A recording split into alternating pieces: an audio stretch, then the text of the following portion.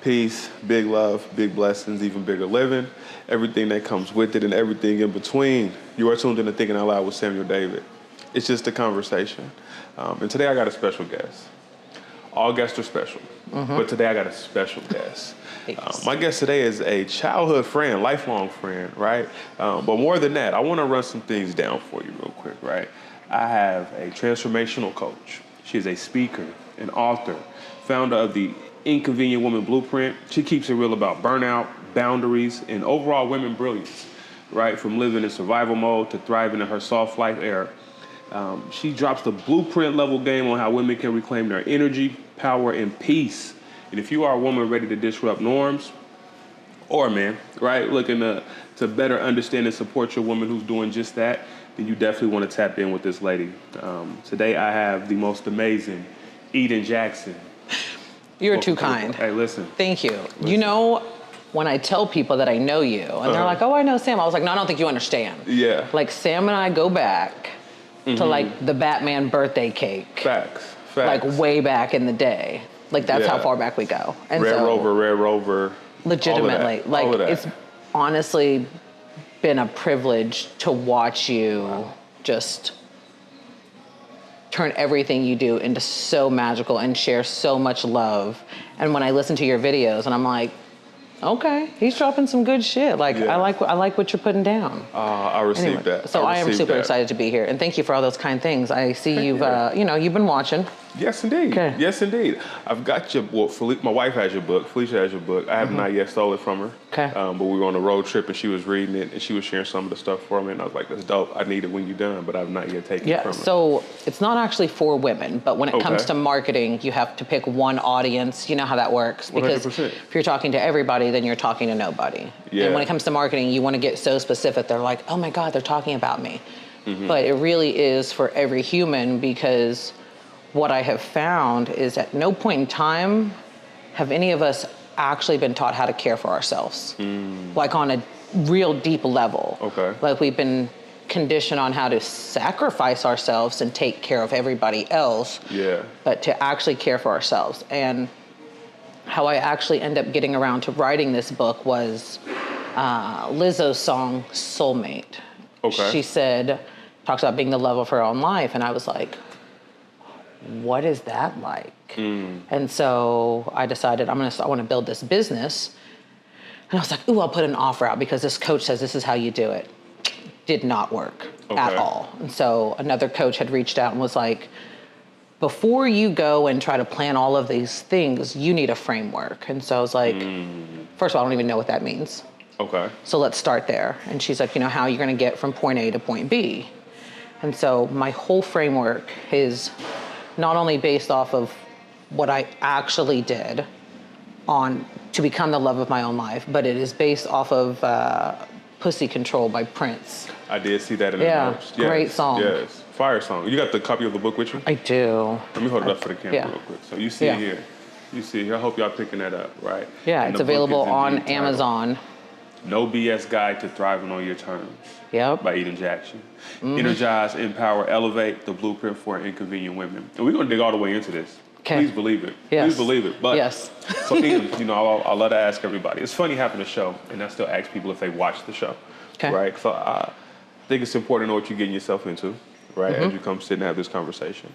I start every conversation with the same question. Because it helps recognize where we might be going, right? But I think it's also important for that kind of self-reflection. You know the question? No. Ooh, I love it. I don't know the question. What is it? So the question I love to ask, how is your spirit? Right now, my spirit is divinely aligned. Walk me through that. And devastated at the same time. Okay. So, what is today? The 26th? 27th. 27th of May. This may come out. It's fine. Yeah. So I want to say it's been 3 weeks. I think it's been 3 weeks, and I did a ketamine experience.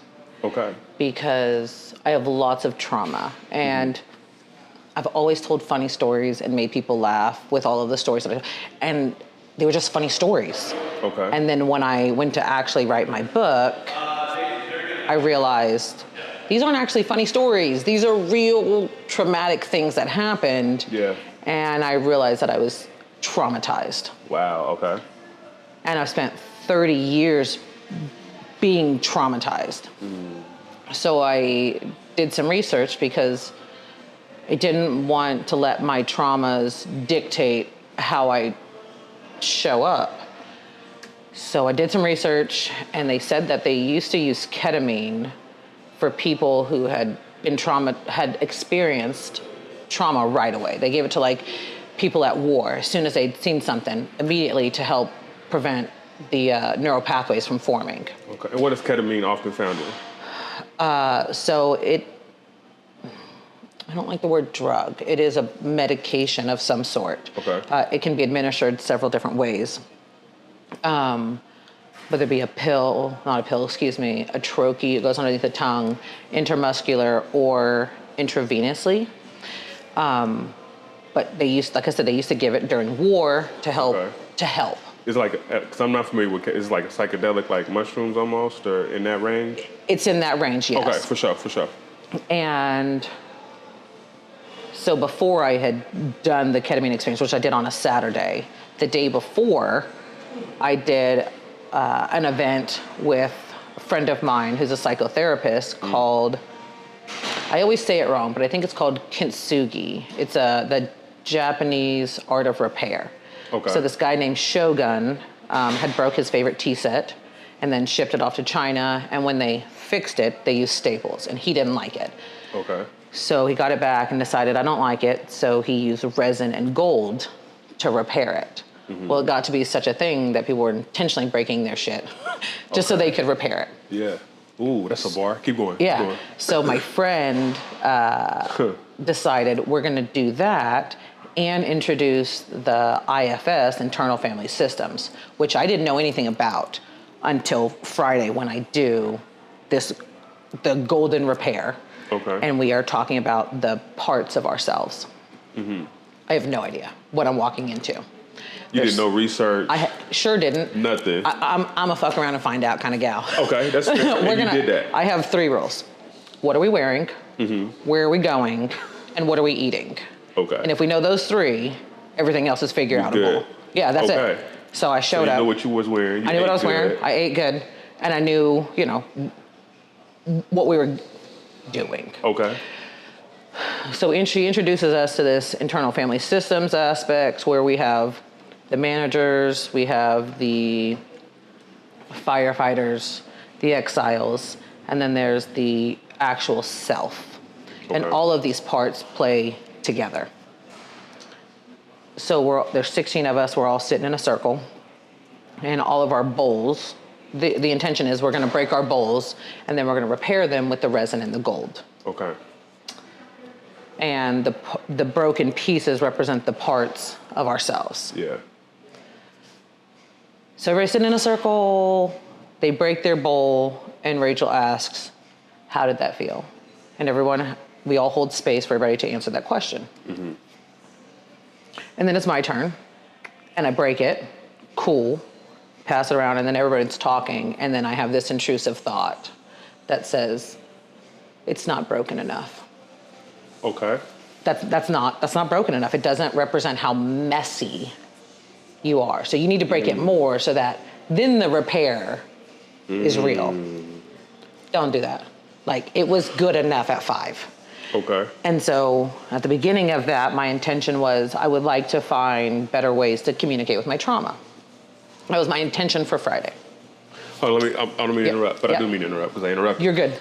So when you break it the first time, is the practice of the exercise to then recognize, okay, what does this broken piece represent? Yes. And so you said this broken piece does not represent me enough, so I need to break it some more. Yep. Wow. Okay. Yep. Okay. So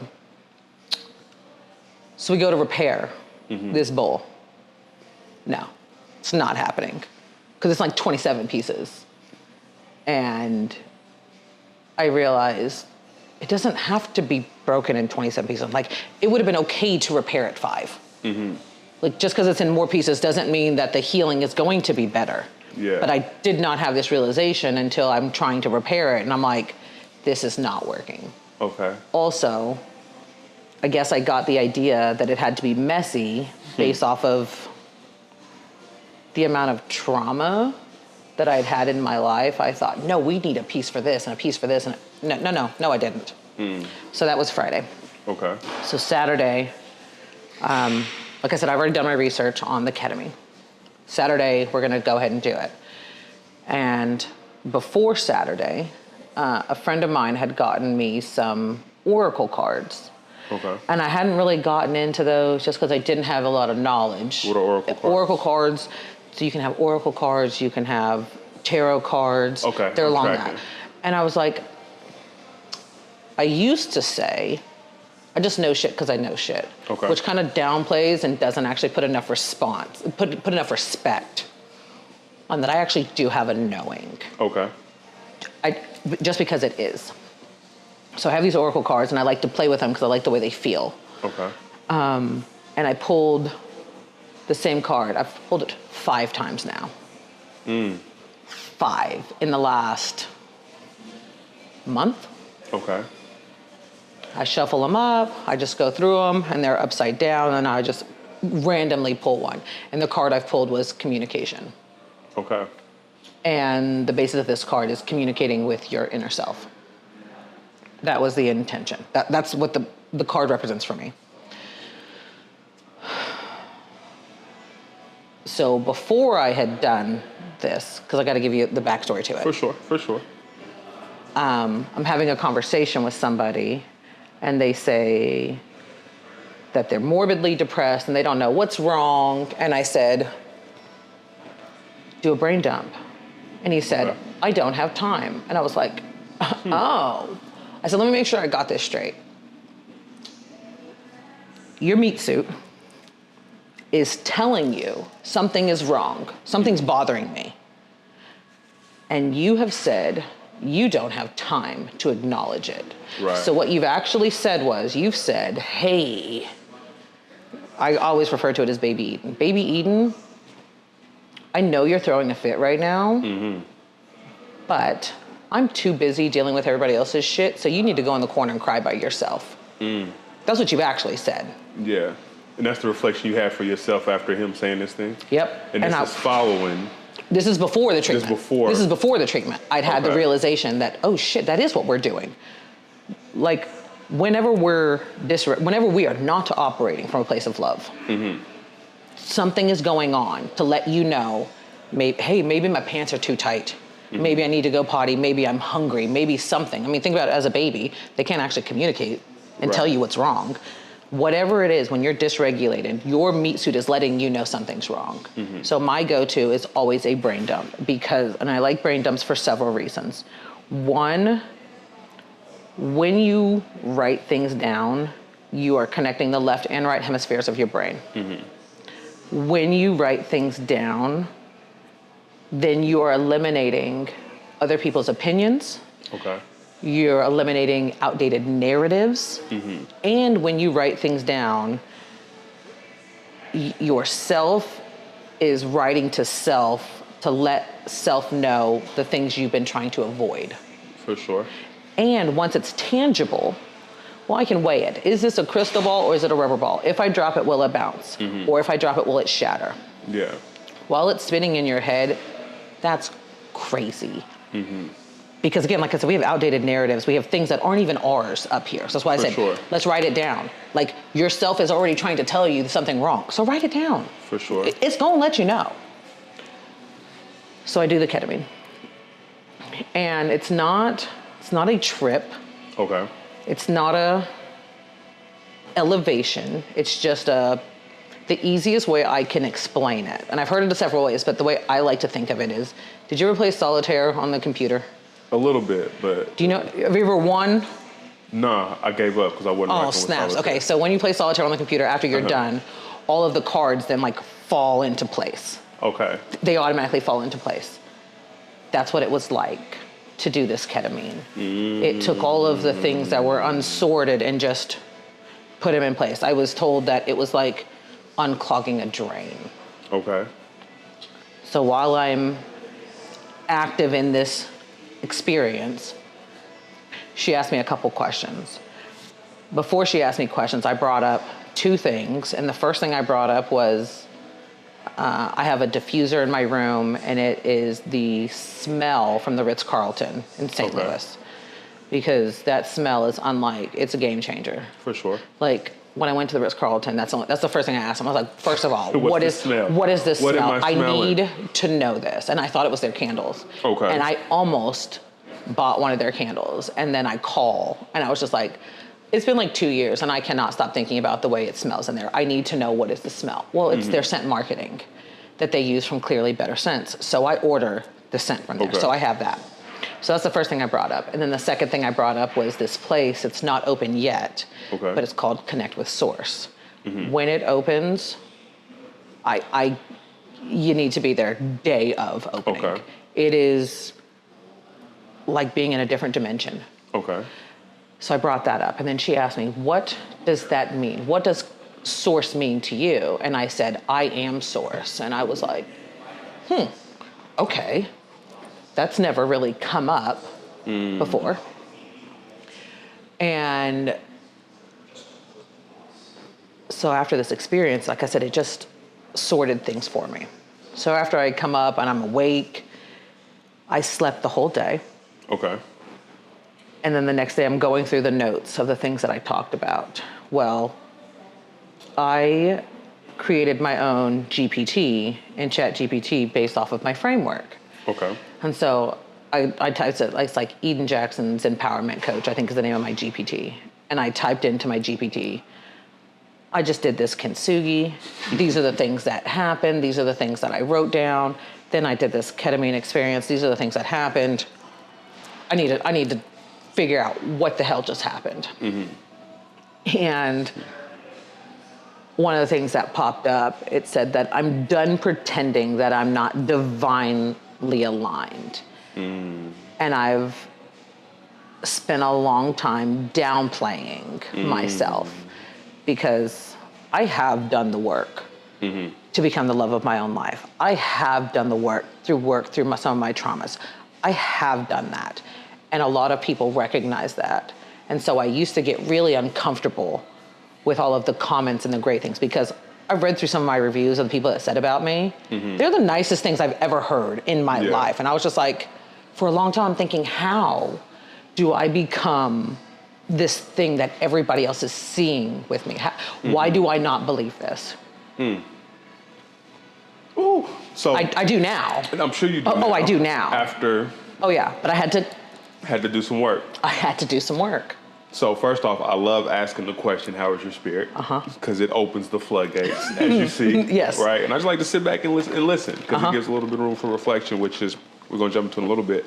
But I always find it, I don't know, humorous, interesting, so many different words I could pick, that people that do work for others struggle to do that same work for themselves. Oh yeah. So I list off all of your traits, all your accolades, right?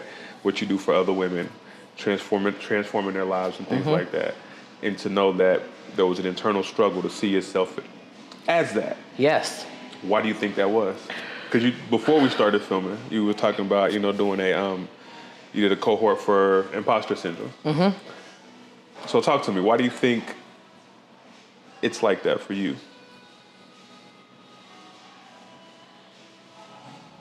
So when I'm having this conversation about imposter syndrome, one of the things that I had asked all the women that were there is, where are you shrinking? Where are you shrinking yourself? And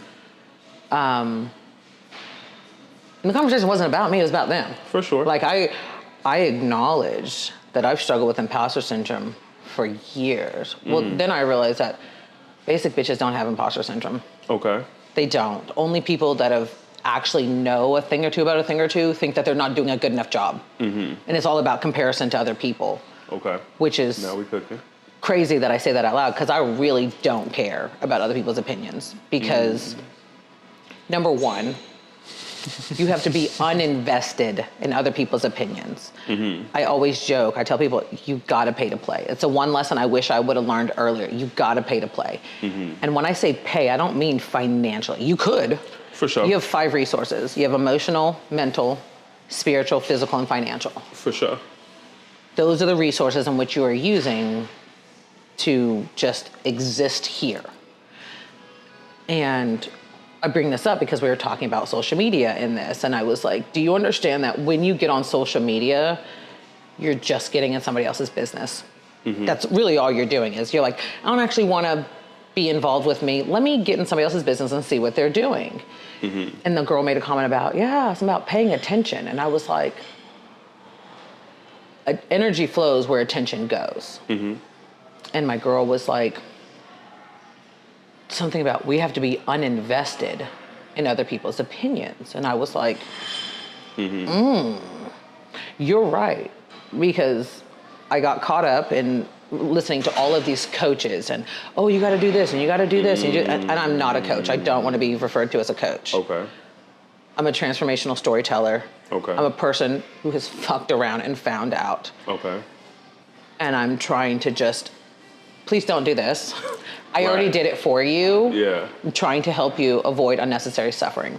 My favorite Jay-Z line is, I ain't tell you sell drugs. Now, Hov did that, so hopefully you don't have to go through that. Legitimately, the story I tell people all the time is my sister, when we were younger, she put her whole palm on an iron. I mean, full palmed it. Okay. Because she wanted to see if it was hot.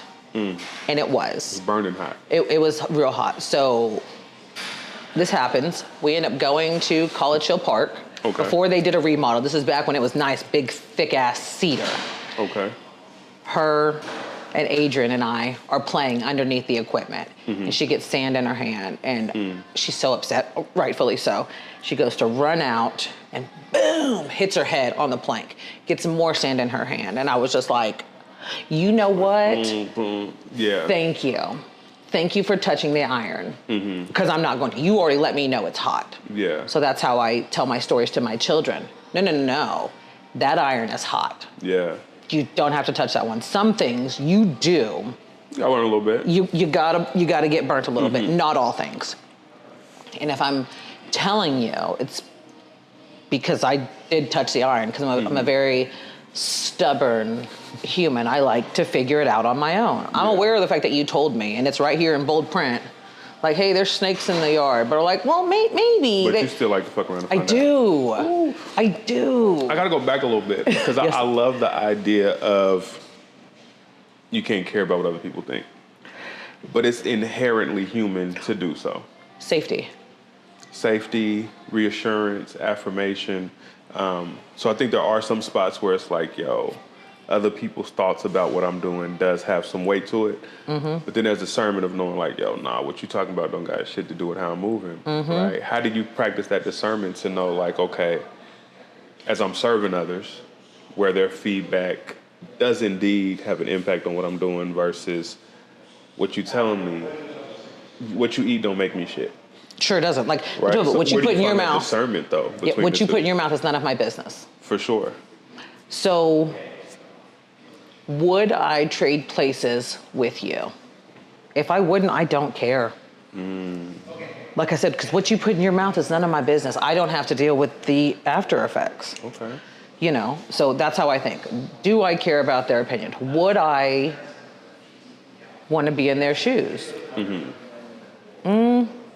And I can't remember what was it. The difference between envy and inspiration is connection. Okay. So I have to think of that. And like I say, no, I don't care about other people's opinions, but there are times it happens to all of us. Yeah.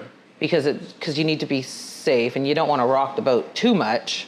And when I say safe, I don't mean physically safe. Yeah. Safe as in I can show up as my whole self authentically and be in this place and be me. If I can do that, I'm safe.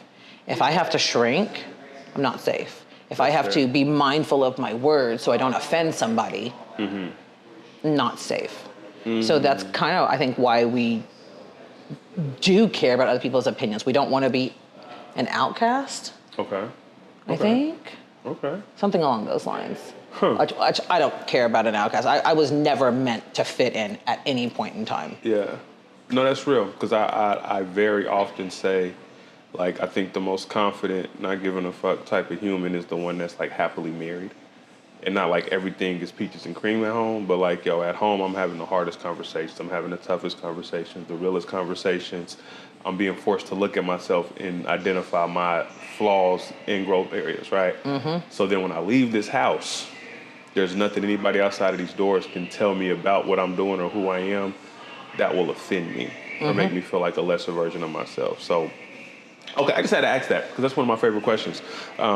And it's this next question that I have, this next segment, you might have hit on what I'm about to ask, but I'm still going to ask it anyway. Go ahead. So it's called A Room Full of Mirrors. Room full of mirrors. Room full of mirrors. And part of me, I'm coming off of a cold, so my voice sounds crazy. Do you think? But it's a room full of mirrors. And you're the only one in this room full of mirrors, right? So seldom are you in a space where you can see your blind spots, what's behind you and what's in front of you at the same time. But in this room full of mirrors, you see yourself. You see your blind spots. You see what's behind you. As you step in this room full of mirrors, Eden, what do you see?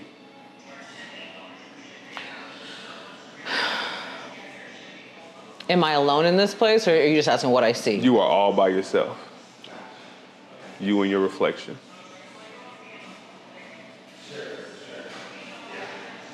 I see a woman who is hella resilient. And that has tried to do her very best to be the change you want to see up in this bitch. Okay. I try my very hardest to practice what I preach. I very much believe that emotions are contagious. And I also am aware that every single one of us is going through some shit.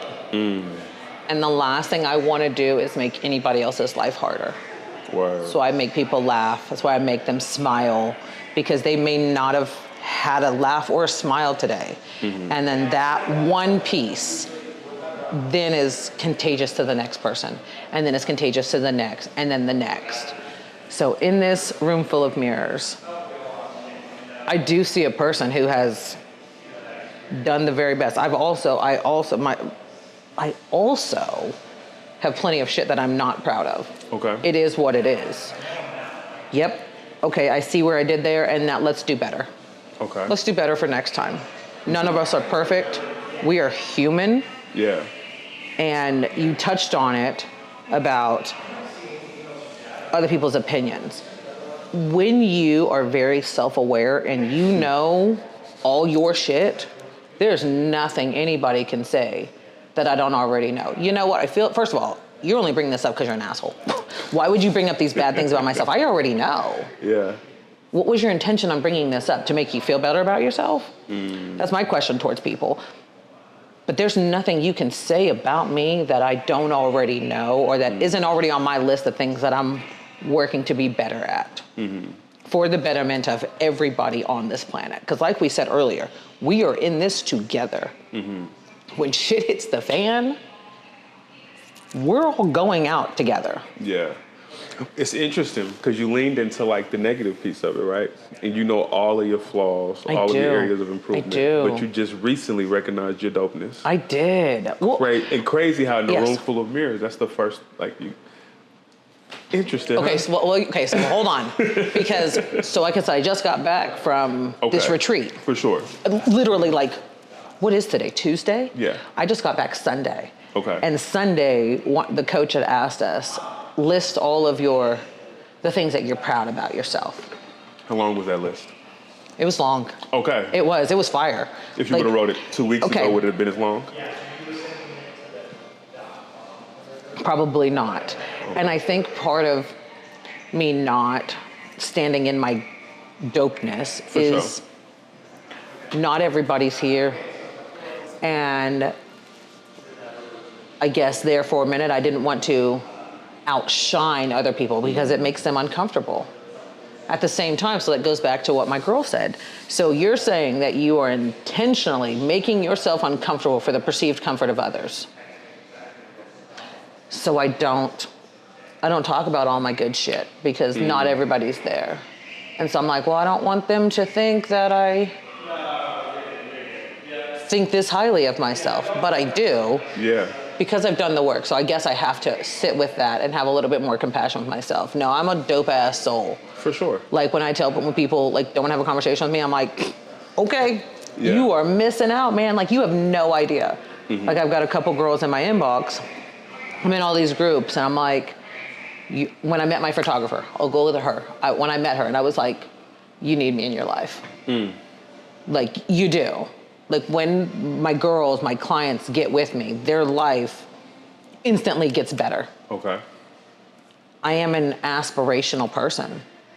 And I did sleep on that for a while just because I didn't want to make other people uncomfortable. Yeah. So I shrank. I love that thought or idea. I love a lot of things because I love all of life's contradictions, right? Because they show up in all things, right? But when people shrink, right? Like you try to make room for others, but it's a lot of space out here, right? Me being 6'4", 6'3", maybe 6'4" with the right shoes on, right? Okay. I don't make anybody feel small.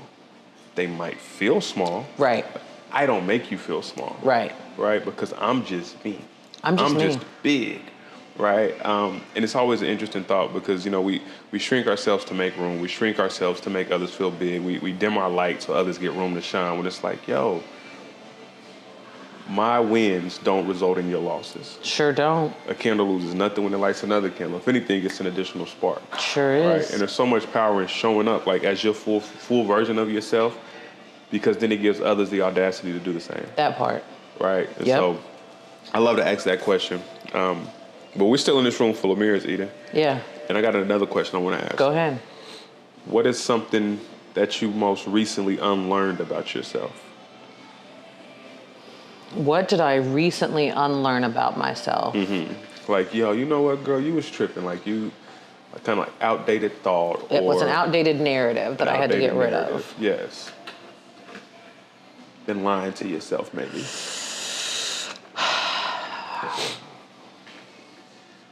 I remember one time I said something about, well, I'm just a regular person. And Ooh, okay. I'm just regular. And the response back was like, vanilla is regular. You pop every flavor the moment you step into any room.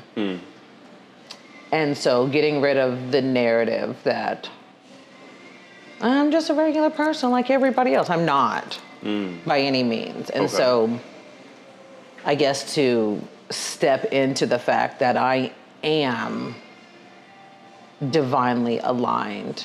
I am special. All of us are special, realistically. I like statistics. When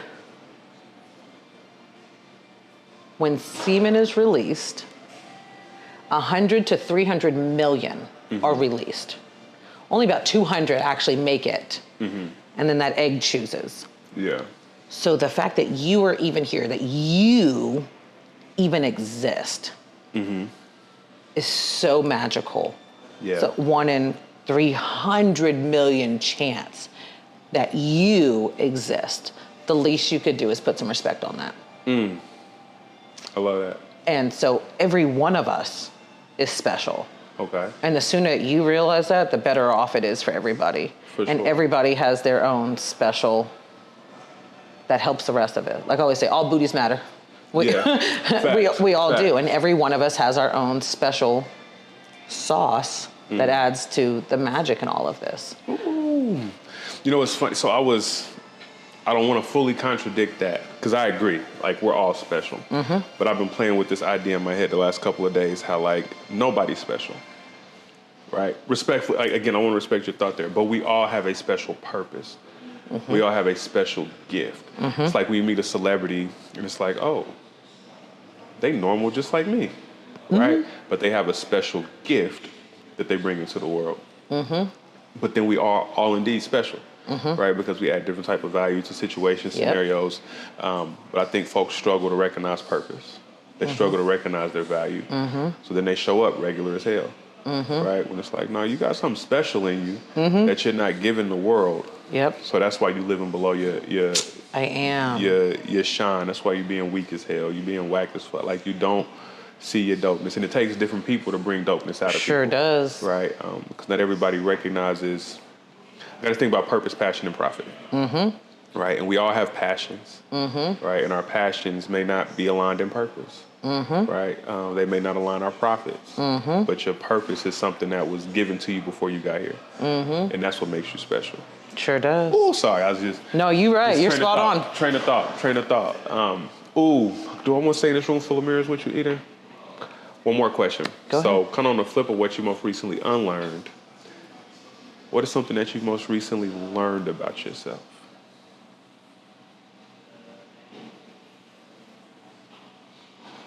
Something that I most recently learned about myself. That aha moment, like, oh. That I do have a knowing. Okay. And sometimes I know things just because they are. Like I used to think, that was strange that I knew that was going to happen. I was at Costco the other day and I had this just feeling, I'm gonna see my honey today here at Costco. Okay. He's gonna come buy some batteries for this golf cart that he bought. Okay. I'm in my car, getting ready to leave. In pulls in my van, and he's sitting right there, and I was just like, I was like, what are you doing? He's like, I come to get batteries for this golf cart. And I was just like, I knew that. He was like, how'd you know? I was like, I just did. Yeah. I kind of just used to downplay it like it wasn't something special. But I just, like when I met my photographer, I told her, you need to know me. Granted, I wanted to know her because she's kind of a big deal too, but I was just like, I know I come into people's lives right when they need me to be there. And I kind of just thought, whatever. But no, it's spot on. Like, I saw a girl, I saw somebody walking down the alley right behind Two Beats. Okay. And I assumed it was just one of the employees. And then I realized who it was. And I was just like, how crazy, because I kind of knew. And she was like, you've been heavy on my mind. Like, we need to have a conversation. I was like, yeah. And I thought about her all weekend, and I was like, I need to go. Wow. She needs me in her life right now. Like, we've had a little bit of acquaintances, but she just needs me in her life. Ooh. So yeah, the knowing that. The knowing. Accepting the knowing. Accepting the knowing, and not just like downplaying it like it's some silly thing. Like I bumped into a girl the other day, and she was like, we need to talk. And I was like, yes, we do. Yeah. And she came into my house, and we were talking. And as she was getting ready to leave, I said, anything else? And she was like, yeah, your reflection is of an older man, a grandpa figure, with freckles on his face, with a hat on that buttons in the front, an older black man, maybe a grandpa figure of a time that you've forgotten, and he has a message for you. And I was like, does he now? And the message was, be still, say your goodbyes, and don't slam the door. And I was like, how crazy, because when I saw her, I was just like, there's something about her I need. So again, back to that knowing. And one other thing that I've recently learned, I'm sitting on my back patio. The day before, this lady tells me that my reflection is this old black man in the mirror. Yeah. Sitting on my patio, talking to one of my clients, and it was the loudest thing I'd ever heard in my life.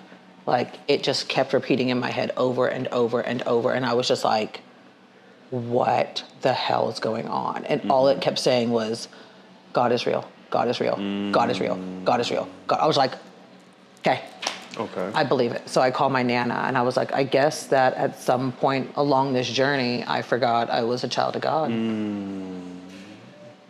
So that's been cool. Yeah. To be spiritually connected. Yeah. So, Ooh. yeah. So I'm a firm believer in everything you believe is your truth. Yes. But I also recognize we shy away from our truth. We do. Because we don't want to believe it. Yep. We don't want to accept the responsibility that comes with it.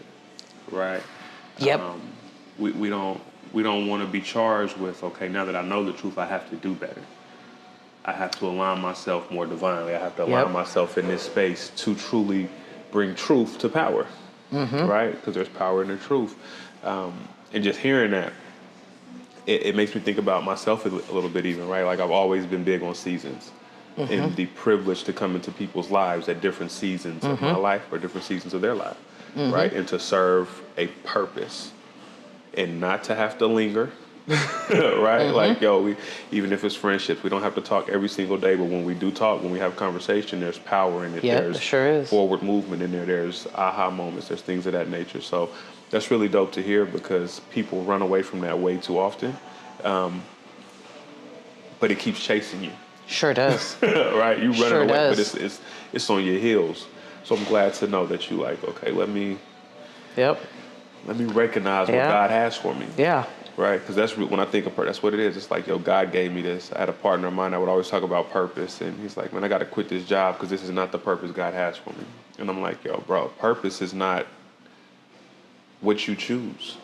Right? Your purpose may be, like, I'm from the hood. A butter knife can serve the purpose of sliding through this door and locking it. I was going to say, that's legitimately, stick it right there between the casing. Do you feel me? Legitimately. It can be a screwdriver. Sure can. You feel me? Or flathead. It can put mayo on a sandwich. Sure can. The purpose that it serves depends on the situation that it's in. Right? So I just think out loud sometimes. And we just go there. All right, Edom. One more segment, then I got a few questions I want to ask you. I'm here for it. I used to rap, I still rap, and my slogan was, can I talk my shit? Right? So this segment, you can stand 10 toes down on a thought, foundation, idea that nobody right now can dispute, debate, or argue with. Okay. Right? What is an idea, thought, whatever, that if you was to talk your shit, you stand 10 toes down, nobody can bump you off your square. This is what you truly believe and rock with. Okay. You ready? I'm ready. I truly believe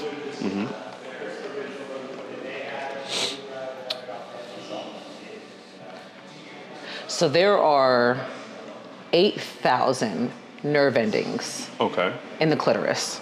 Okay, we going there. Okay. 8,000. Okay.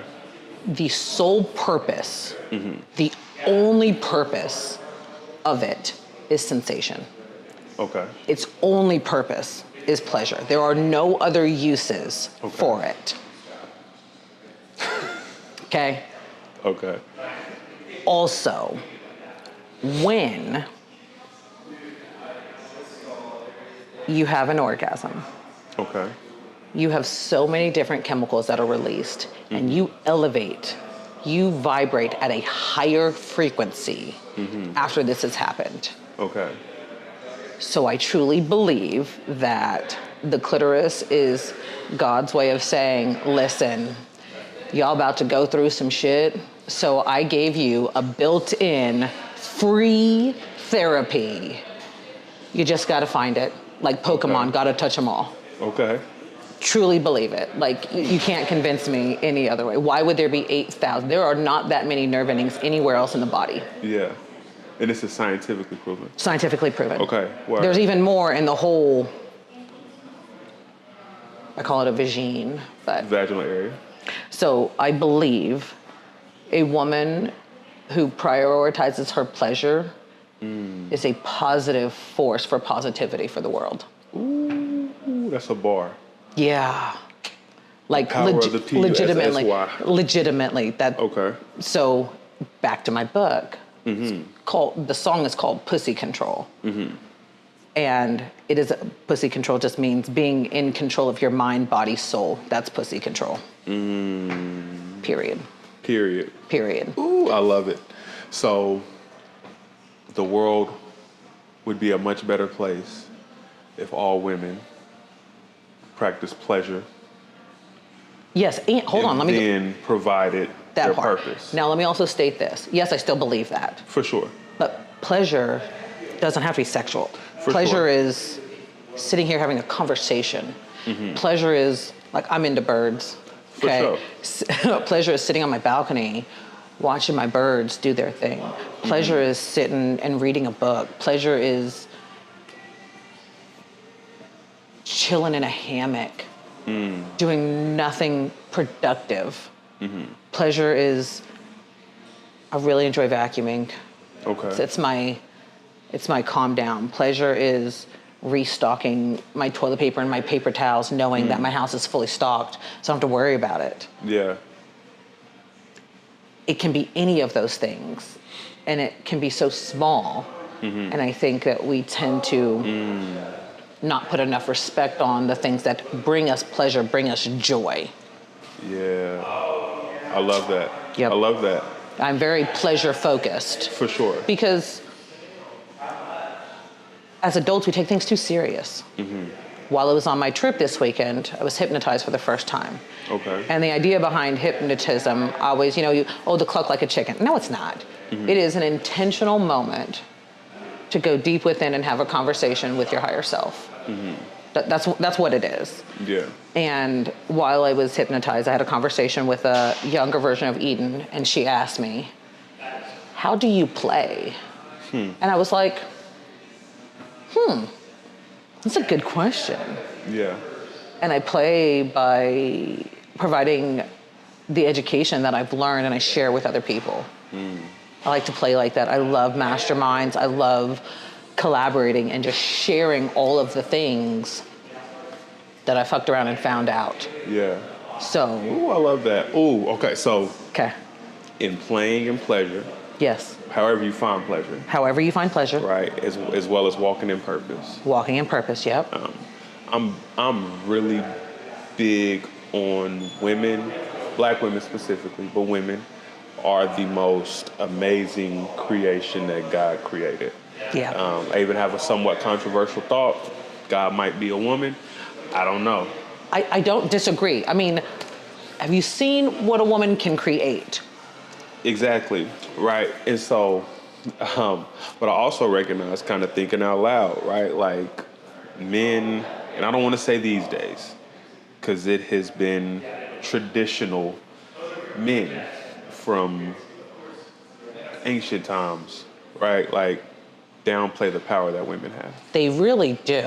Or are afraid of the power that women have, or feel like they have to give authority to women in some way, shape, or form.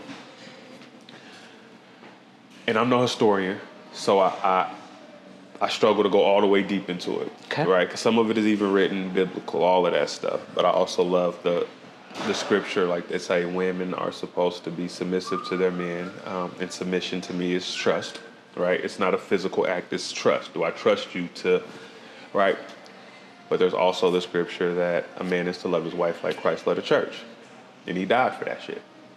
Right? So it's so many layers to it. Yep. But I say all of that to say, where do you think the miss is with men in recognizing, I'm thinking out loud. I don't think men struggle to recognize women's power. I think men recognize women's power and are afraid of that power. What can men do better when it comes to making sure we take care of the queens? Okay.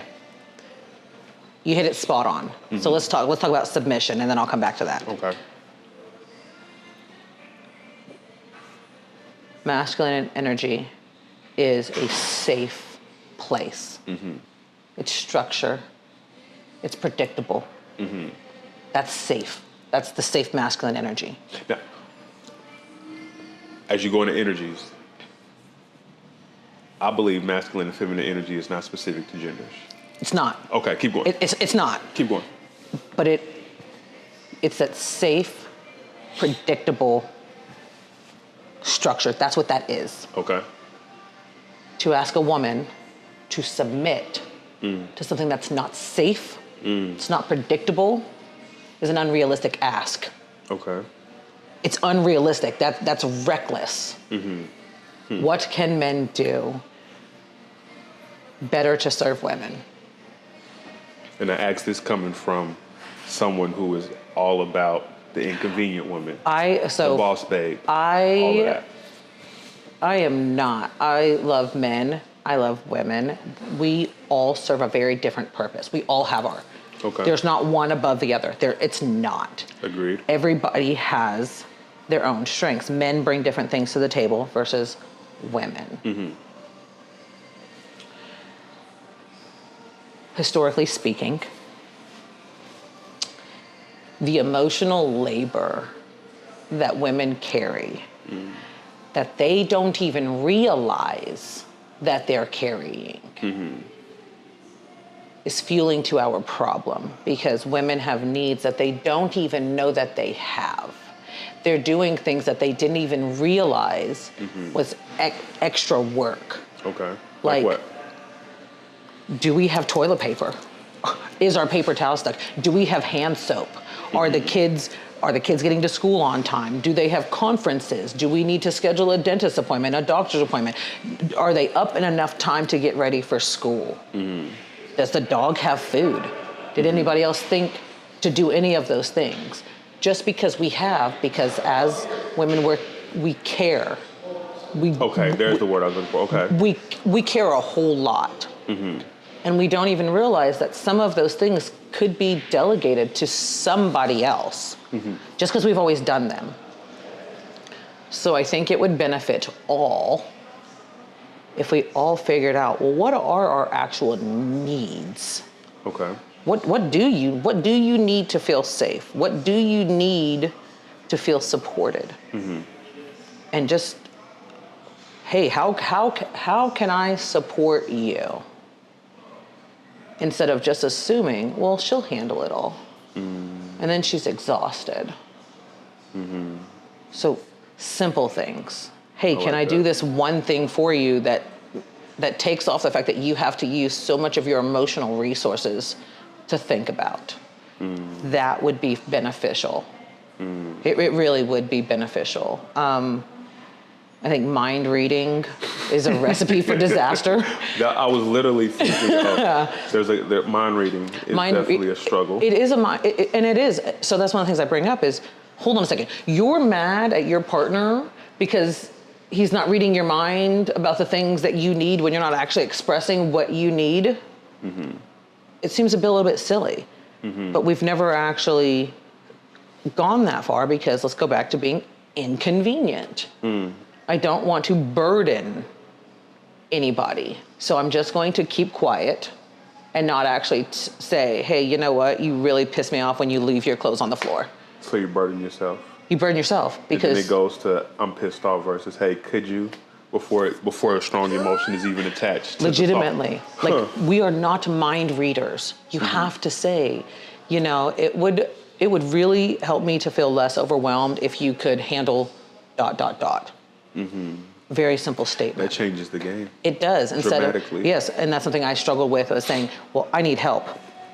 I need help. What does that mean? Versus, it would help me to feel less overwhelmed if you could get some dish soap before we run out. If you could think about laundry soap before it's all the way out. If you could figure out if these fools need shots.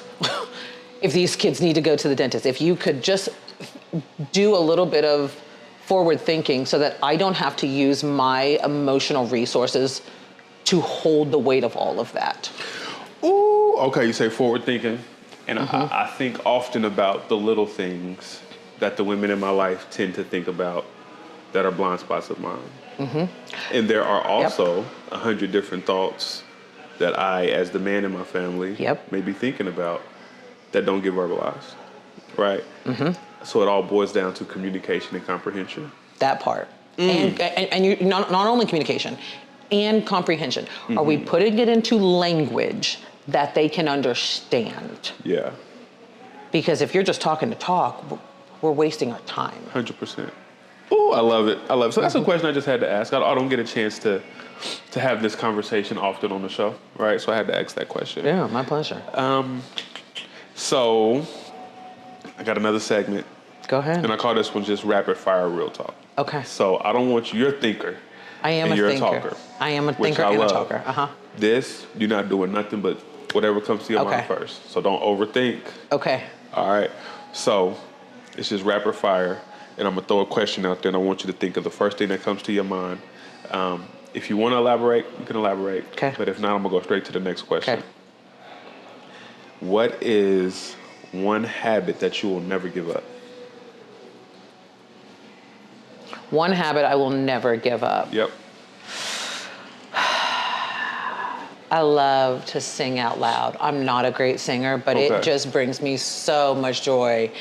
And my daughters hate it. They're like, you sing everything. And I'm like, it brings me joy. Yeah. It really does. So yeah, I like to sing out loud. I love that. Yeah. I love that.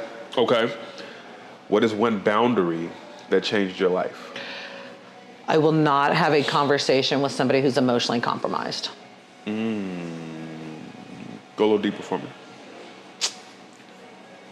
If I can tell that you are reactive instead of responsive, we're wasting our time. Okay. Because your reactions are only going to be from this triggered spot. Okay. You're not thinking clearly because your brain is in survival mode and defensive. I love that. So when you want to calm that ass down, we can revisit this conversation. I love that. What makes you feel powerful today? Being able to wear what I want, say what I want, listen to music on demand. Spotify is one of my first world luxuries. I will never give that up. I need to be able to listen to whatever song I want in that moment. So you can sing. So I can sing, yeah, sure enough. Yeah. Okay, I love that. What is one word that would describe your current season? Elevated. Ooh, I love that.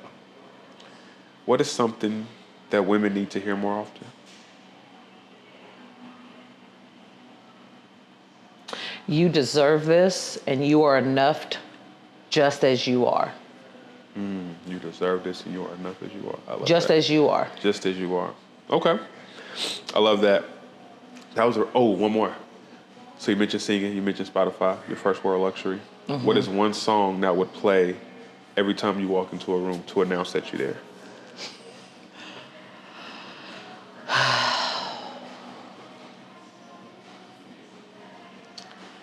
One song that would play when I walk into a room to know that I'm there.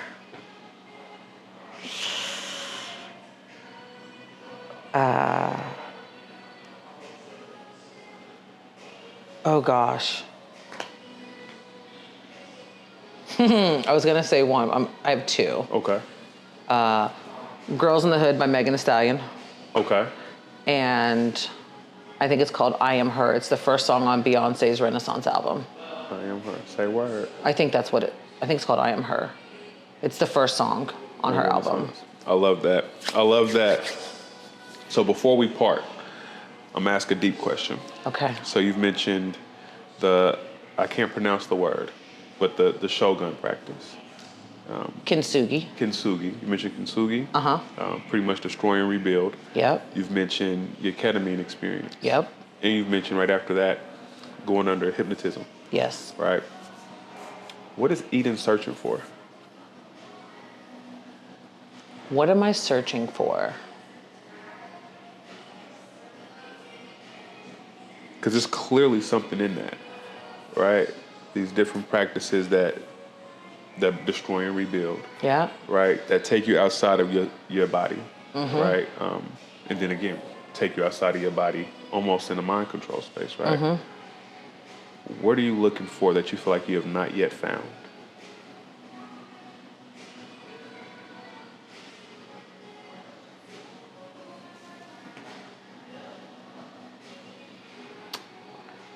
I think I found it. Okay. And I think, and it's just,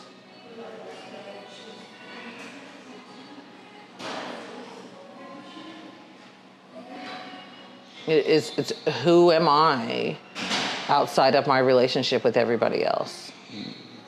And I'm Eden Jackson. And I really like my name. Yeah. And when I introduce myself to people, it's always, Eden Jackson, it's nice to meet you. And I did this at a funeral not long ago. That's in your book. It is in my book, yes. Yep. And I realized it was my family, and they knew who I was. But somebody had said, when you introduce yourself that way, you know, it puts some respect on your name. And if you don't take you serious, why should anybody else? If you don't put some respect on your name, how are others going to do the same? And I was just searching for who I was, because I've spent so much of my life solving problems that were not mine to solve. And I stopped. And I guess the one thing I wanted more than anything else is just to come home to myself. And I finally found it. I love that. I love that. And I say this only because the last few days have been crazy at my house. For sure. Before I left for Denver, my electricity was off. No idea why. They Okay. finally got it back on. Then I get home, I'm like, cool, I'm gonna take a hot shower. Cool, we're gonna be done. Wash this trip off, no hot water. Then they get my hot water back on, and then there was a bird in my chimney yesterday, and I was just like, you know what? I'm not upset, because I've been through so much worse, chaotic things, that this is so minimal, and it's to be expected. Yeah. My intention was, I'm gonna have this nice, calm, cool, safe environment, but it's still got birds in the chimney. Like, things are still going to happen. Even Yeah. when you create your nice, perfect, safe space, there's still gonna be shit. Yes. Ooh, I often attribute that to you praying for something. And whatever you're praying for is showing up in all your inconvenience. Yeah. And inconvenience is not a bad word. Clearly. It's not a bad word. Right, And 'cause you got the blueprint. Yeah, so what's funny is my coach had made a comment about, somebody said, well, it's terrible marketing because people don't want to be inconvenient. I was like, okay, hold on. But what's a convenient woman? Easy access. Exactly. Everything No. I need in one space. You don't want to be that. No. And it's about taking up space. As a human, like I was talking to people in the coffee shop just a little bit ago, on my way to Denver, I hate the word I'm sorry. It's a bullshit, it's a manipulative word. I do not say I'm sorry unless I'm actually sorry. Okay. But I've watched people all the time as they're walking and someone's coming, I'm sorry. And I'm just like, no. You can say, excuse me. But don't be sorry for taking up space for just being a human. You get to. So that's my one thing. Do not say, I'm sorry. Yeah. You get to take up all of the space that you want by asking for your needs to be met. Because your needs are not a problem. You get to take up space by saying, what was one of the things? Well, can you not put mushrooms in my food without having to apologize for it? Yeah. You get to say, I don't want 2% milk. I want oat milk. It's not an inconvenience. You get to ask for what you want. And we've been so conditioned to just take what you get and shrink. And I cannot, in good faith, allow that to happen. You know, we didn't talk about Steve, my goat, today. But I bring him up because I learned more from Steve than I have any self-help book. Okay. And the one thing about goats is their intention is to show up and fuck shit up. Period. And I thought, I want to be like Steve when I grow up and cause a ruckus in the most inconveniently divine way so that other people know that it's okay to also take up space. Yeah. And that's my intention. That's my purpose. And I'm here for it. Oh, I'm here for it too. I love it. I love it. Yeah. Well, Eden, before, she gave a hell of a word, but I always ask before we part, are there any parting words, anything you want to share out loud? I think I said what I had to say. I like that energy. Yeah, I think I said what I had to say. Okay. Definitely need to buy my book. Yes, tell them where to get your book. Yeah, so you can get my book on Amazon under the Blueprint for Inconvenient Women, Eden Jackson, or you can go to my website and order it through there. And I have a retreat coming up called the Return to Eden, where we're basing it on a reset to rest unapologetically. Mm-hmm. And then after my retreat, which is June 29th, I'm starting my mastermind, Permission to be Inconvenient. A 12-week mastermind where I hold your hand through life. Because like I said, I've already done it. And I tell people when they get my book, you cannot unknow these things. You can't go back to being a basic bitch. Word. You can't. And you're welcome to just read it, or you're welcome to do the work. I think it would serve you better to do the work. And if you don't want to, that's fine too. But I'm not here to just talk about it.